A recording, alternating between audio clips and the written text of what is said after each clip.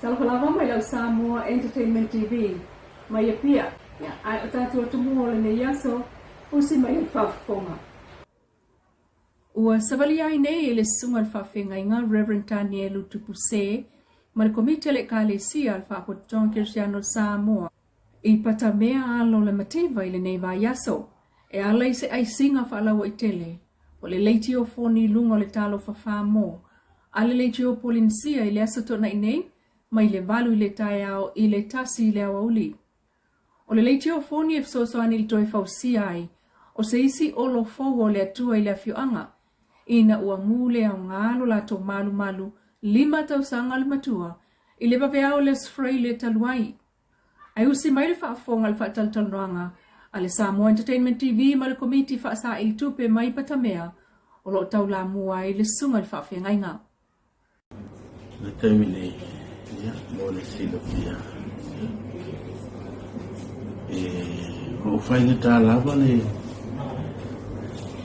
manatu, i le mea watu, ia, peita ia o le telo le o whaamawhan whananga, mese foi o lo whaanga, ia whapenao na o mai sunga i whawhengaina, o wō mai masani, ia mese foi o sunga le ina o le kalesia, ia ia ua mawailawa le mawhanawhana le lofo le li, ia ua mawafo le toa, le mawailawa na mafatia ona o le whalawilawe, ia ai le mate lawa le la mepa i o le whatutua le li, ia e ona me uma, o ia fua i toi pausia, lona malu, ia, ia se tani atu lea, le whaaloa. Whaftai, te tono leo e savali le ala e saili se fisosoani, a wal wha le ua maua, ua tāpena se le tiofoni le kalesia o la fio anga patamea.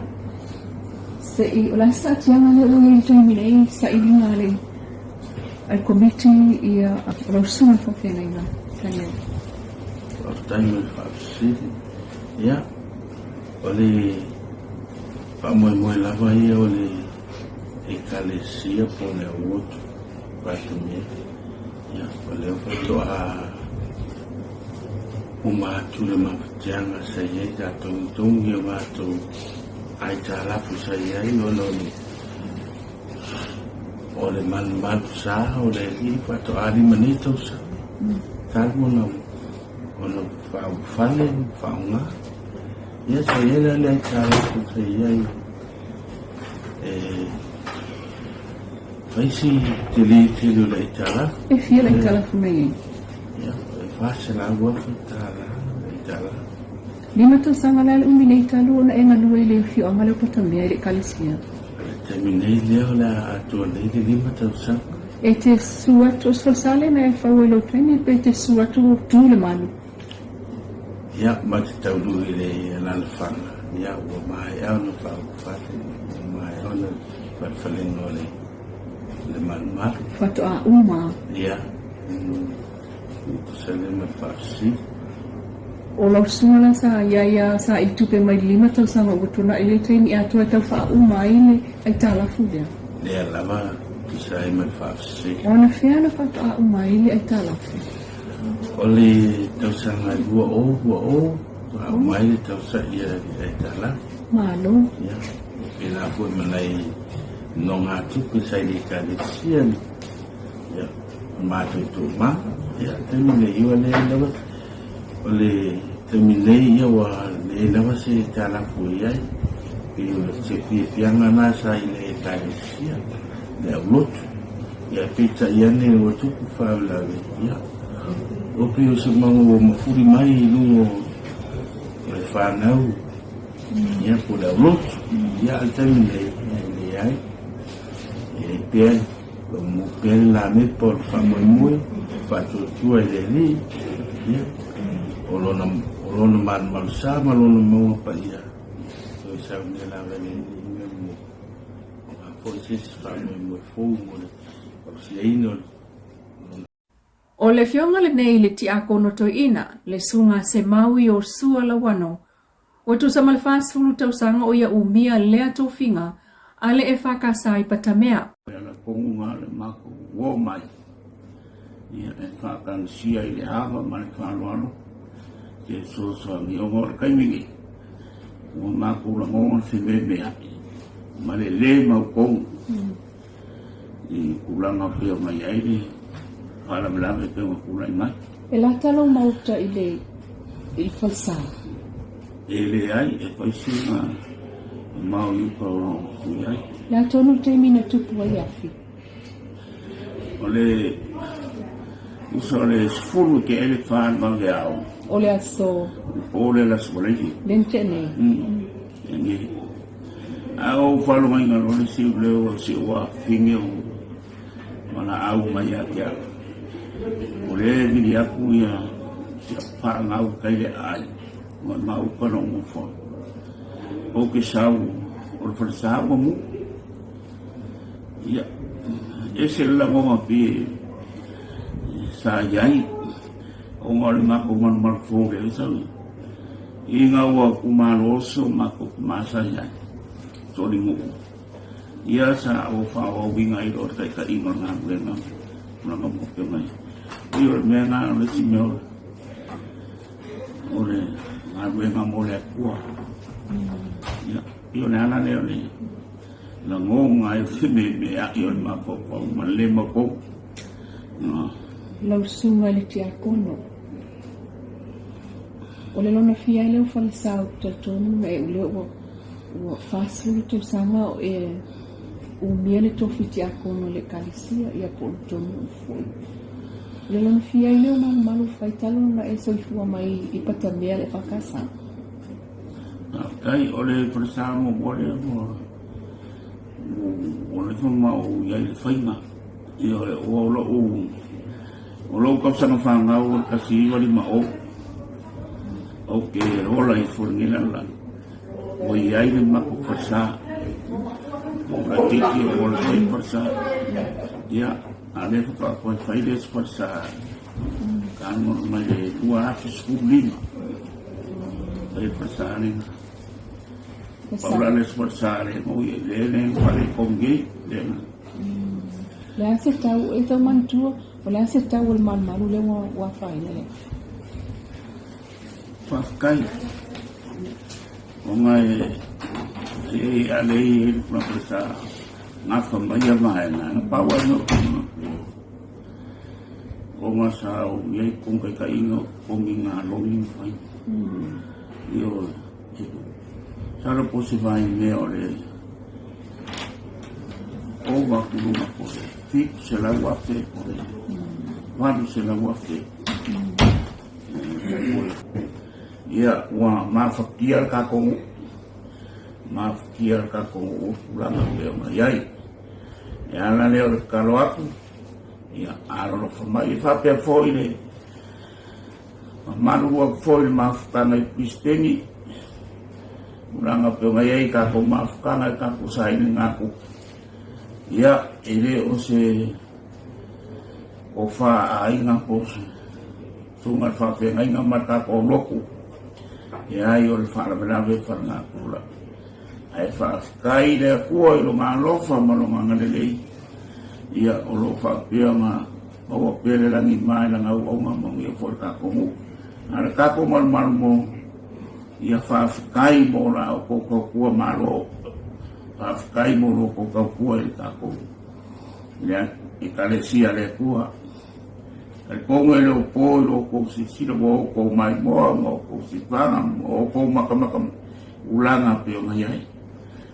Ia aere maalawa se kala kulou o kou pa ia mo kou sa ia e maisi foi o kam whangau kaunanga kangakar ka kongo lea o kou ma kala ingan singa ngaro le kua ia leo kou kakaro aku le ka kongo ia kou walo lofa mai. Ela koe whai se kako wharisa kou. Kari kongu lava. Pea o porkusi e lo lava isala el mongi. Ia e sue long whaamalama ma. I kilo mai kura al meo kupulangu. upulainga kupula we kalesia kako wola mkako o usoipua kakasiai ia ole kalo apule male nganga ole falalo ia o ko fangia le i ka male fainga ka o yesu kako male kako e kalesia o le tasi le nei totino le ekalesia o le fio anga i patamea le whakasa le sunga avaoa mulitalo tawala maululu na ia moli maufoi iona ia langona i lea fiafi. Ile ilungu simena o ifanu noa afatia mafafa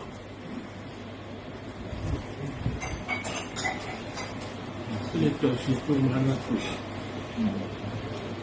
mafatia mafafa tei termina fotoa como fai lo kita ya po ya le lima muita ya le lima ya no lo tu vai vai lo tu ya no fai no muita tu forse e se meu ma famiglia tua pagare ma famiglia ma la monna tua marfatia e se tangata voi le ma tua e se tangata o mariu e monia mai lo todo como ma play o te vai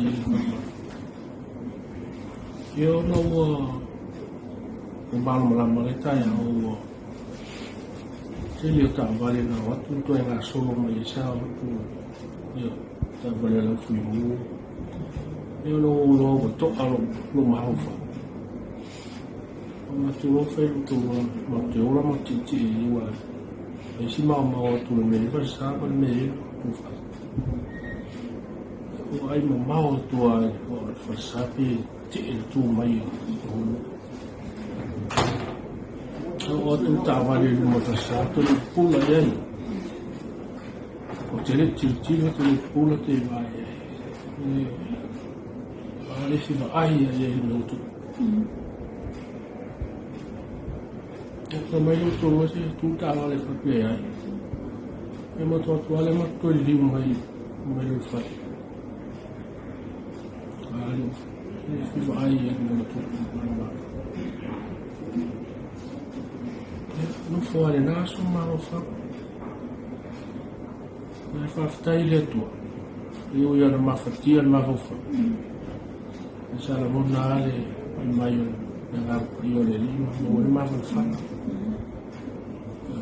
lo tele mo te maria se tua e naso a toi de ide ia se smir ma lo fa te se ale ma lo fa o le tu tu fa mafofau sa mafofau ya mafofau wa fasai se fasau o to alima di tau to a umar to ya to ta la fu o fasa ya yo to ko yo na fa wa wala hono le wo mai ya o le matu sau e to fusia si ma wa le tu la tala le wa na matu ele se matu tu matu que ele termina que lá ele ya wa amatau nas sai ele se leni ole ngambe mo fente ate ni tele a se leni o tam fa na me fa ai no me fa lau uso to gafe ya tele na le tamawa ina sa ele forsalo vai ya o te la bona foi mulinga vol fa no ma e fa no tam fa na o ne o fa alo mai le o se me ana na fo vinga e no mai kan sia mi vol te nei no tu ya lo fu mai le o sa o ni e mai no ma fu tu ma kan sia me se lo e fa to e ta pena se isi mal tapo wa le tua malantala le malusia le fau ia talo atu le sala e mo e sisi fa para sisi mai no masi ia tu le fionga le faipule o le tu malo o le sui pale mio Samoa le fionga le alo li tuala Iosefo Bonifacio mai moli mawina le tulanga mafatia no o yailo no uipatamea le waftai o te nga leo e ta o le upole o le malaia po le manga o le upumonia ia o le whatamanga o le tulanga whaanonoa se tulanga sa whapenao na matou vaai e le vai aso te nei le whapeao le asfaleile sa whapenao na tula i mai le mu o le malu fo ia le whakasa i le awhioanga o patamea ia o le mafuanga ia i le o maua mai le se mafuanga au tu mai le ofisa o tine mu ia ai o lo o tantununga fo ia ale kalesia ma le mu ia o tūlanga sa iai ia i le whaawaya ina o le maru i o tūlanga le leina o whai atu le i le o se mala au le whaatamala o lo manino lava langa sa na iai tūlanga tau whailo whaapea mua sa iai le tama ingu sa tūlai mai e sa whaapena na toe whaaneleia le waya ina e peitai i fōringa mai e le ato toa lava le tūlanga sa rarue ai le whaientise mai ia o tūlanga na o tūlai mai ia wa whaatama ia le malu atoa ia wa liu le fulefu toi lava o si maa o lo tutu ia o se vainga fo e langona i fo i le o tio le loto pe a toi mafau watu le mea fo i sa fita i tunga ia i le kalesia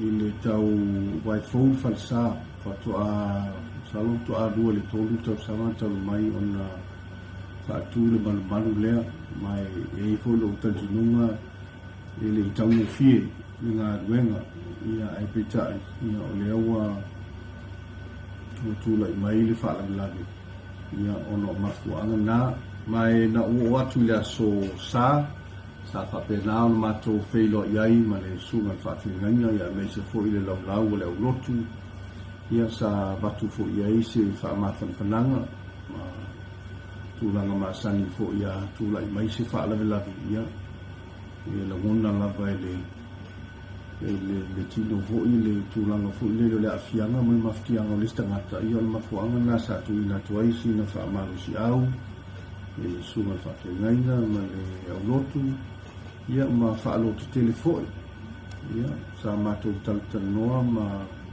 tau fau foi li ma faufaunga ina ia mawhai o le toi whaatu ngā ruenga ia ma whapenao na whaatino alo so e ngā selengi ia whapea fui ia tūlanga o tau sanga moni le toi whaatu waile manu ia o le sola ia ua mato whaatasi nei ma whawhengaina i o polu nei ua si i mai le ma malanga mai nei to ina ia se i tau sa ili foi se sosoani mo i lātou ia le ala le pe tau whaautu o tuai se talanoa atu le nei tūla ia ua mana o mia e le awhioanga o patamea le lo tō au fuai ia pole tō nganga lofa fo ina ia mwhai o na toe ngā dua ina le malu leli ia whapena o na toe whaatino le ngā duena i se tengi vave. O le astona i nei mai le valu le tae au i le tasi i le auli lea o le atalai leina telefoni e whaasalalau tu sa awai lunga o le talo whawhamo sa ili ngā tupi o le whakasa patamea mō sona malu fau. Lau Samoa Entertainment TV mai o pia mana tamua sfa poponga ile aswa tae au ile alofa o le tua ai wha soifua ia.